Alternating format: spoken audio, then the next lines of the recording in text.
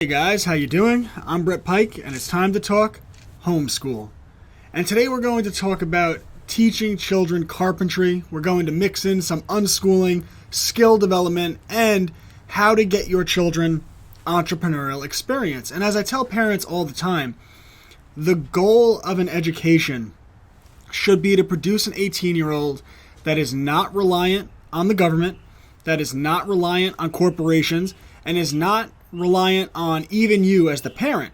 And the way we do that is a 3-tier system of critical thinking and the process of learning, skill development, which is what we're going to talk about here today, and entrepreneurial experience, which we'll also get into.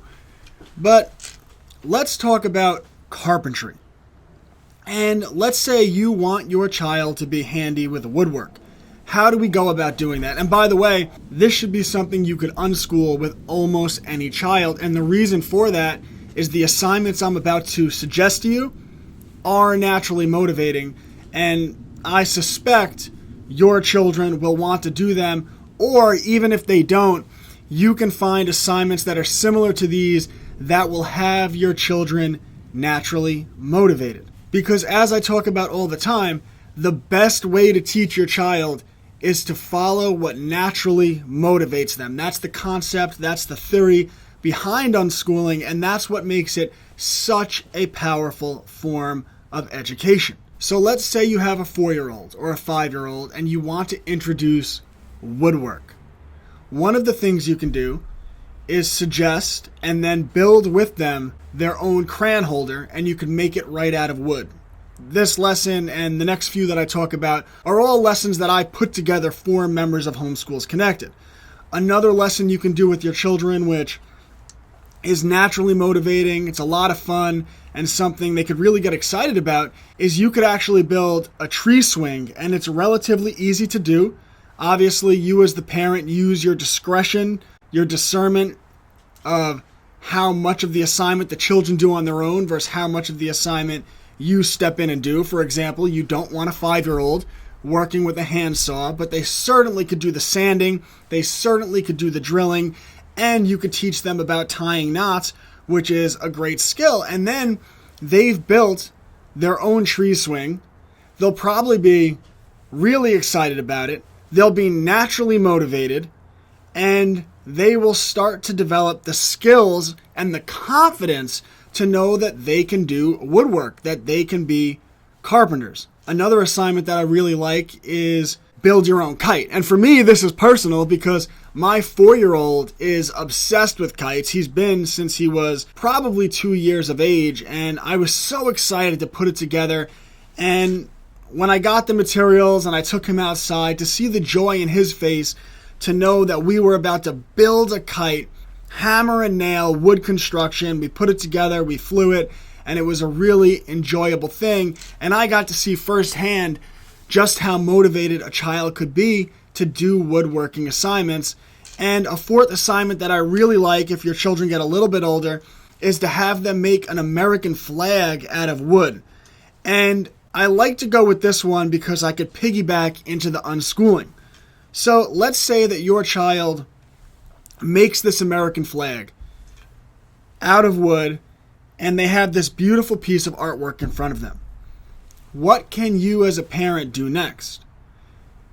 You go on the internet, you have them do it with you, you pull up Etsy, and you type in wooden American flags. And what do they see? They will see that people make and sell these wooden American flags for a good amount of money. And what you're doing is you're planting a seed of possibilities in their mind. They don't have to sell the flag they made.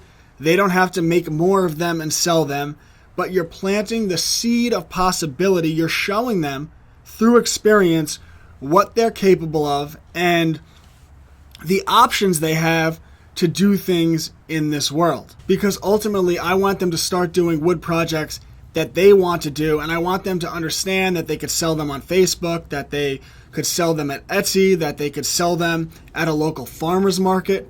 One assignment that I really like for children, and 10-year-olds could do this when you follow this philosophy, because if you think about what I'm saying, When I talk about doing these woodwork projects with your children, and I do recommend one project a month, So you take a 5-year-old, and by the time they're 6, they've done 12 projects. By the time they're 7, they've done 24 projects. By the time they're 8, they've done 36 projects. By the time they're 9, they've done 48 projects. By the time they're 10, they have done 60 carpentry projects. Do you think that child will be capable of building with their hands? And of course, the answer is a resounding yes. Well, you can be with that child, and you could be driving down the street, see someone's old, discarded furniture, pick it up and throw it in the back of your truck, bring it home.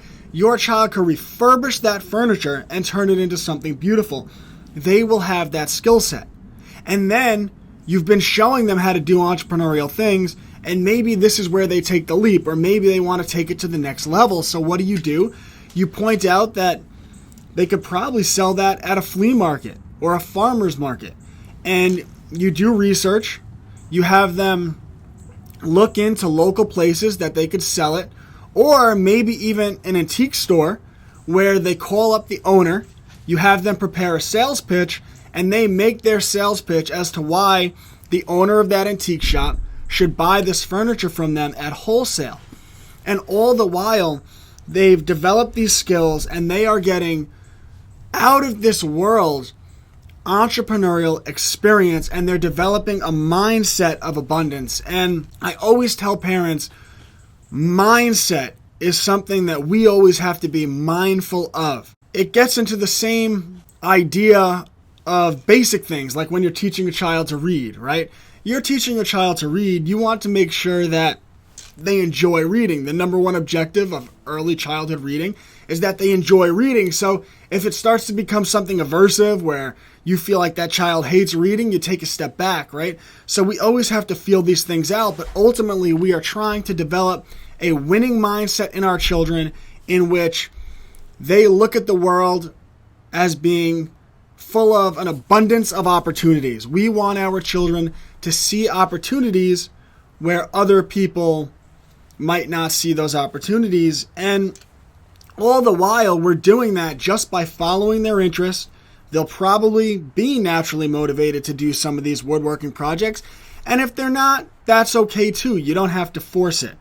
But if they are naturally motivated, you use that to develop the skills of a carpenter, and then you use it to develop ancillary skills. So if they're selling their products online, like on Etsy, you might want to have them watch videos and do research, read books on search engine optimization. And then they know the skill of carpentry, and they know the skill of search engine optimization. If they are going to sell it wholesale to an antique store, to a mom and pop shop, well, now they have to develop a sales pitch. And you could have them research how to make a sales pitch, or to read a book about sales pitches, or read the book How to Win Friends and Influence People, which really gets into making those kinds of business connections. But we are developing skills in our children, using those skills to get our children entrepreneurial experience and develop an abundance mindset, and then using that entrepreneurial experience to just piggyback and develop more and more skills. And I always tell parents, it's not about what they're doing now. You know, maybe they'll want to do woodwork when they get older, or maybe they won't. But if they learn the skill of sales, they could carry that with them for a lifetime. If they learn the skill of search engine optimization, they could carry that skill with them for a lifetime, along with carpentry. So you have them do entrepreneurial things, and then you guide them from one step to the next to do really cool things in the world. And the best part about woodwork is that there are so many great resources. You don't have to be knowledgeable yourself to teach them this stuff.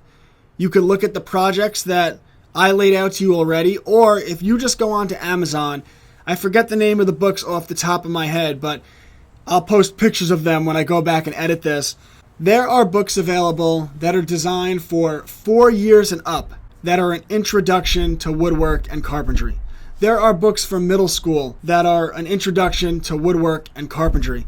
There are more advanced books, usually for the high school level, that guide parents in teaching their children how to use power tools, which could be a scary thing, and I would definitely recommend having a very experienced person who understands proper safety regulations to oversee such a project. But the point is that you can teach your children anything. There's one book that is woodworking projects with nothing but a Swiss Army knife, and you can teach your child to make really cool crafts, and then you could show them how people sell those type of crafts on sites like Etsy. So, in summary, if you want to teach your children the skill of woodwork and carpentry, start with one project a month. It doesn't have to be big, doesn't have to be overwhelming. One project a month from the time they're 5 years old. And by the time they're 10 years old, they've done 60 carpentry projects. Then you take those skills, you guide them to do real things in the real world. And then as they're doing real things in the real world, you just guide them to develop more skills. And this is the basic concept behind unschooling. It's why I say all parents, whether you use classical education, Montessori, Charlotte Mason, it doesn't matter. You should do some form of unschooling. I'm an eclectic homeschooler myself, so I mix and match all of these different homeschool philosophies into one Frankenstein monster of amazing education. Or even if you send your child to public school, there is no reason you shouldn't be doing these things with your children. Let me know what you think in the comments. Let me know if you have any questions. I am going to be making video responses to your questions, so I look forward to reading what you have to say. Or if you just want to tell me about your experience, if you could please hit the like button. That really helps me with the algorithm. And if you believe in my mission, for anyone that knows me, I think they really do believe in my mission. Hit the like button, share it out, really helps me. And for anyone interested in what I do, you could find it at www.classicallearner.com. And for all members of Homeschools Connected, you get access to all of the lesson plans, the unit studies, the live courses, and the pre-recorded courses that I put together. Thank you so much for being here, and I will see you next time.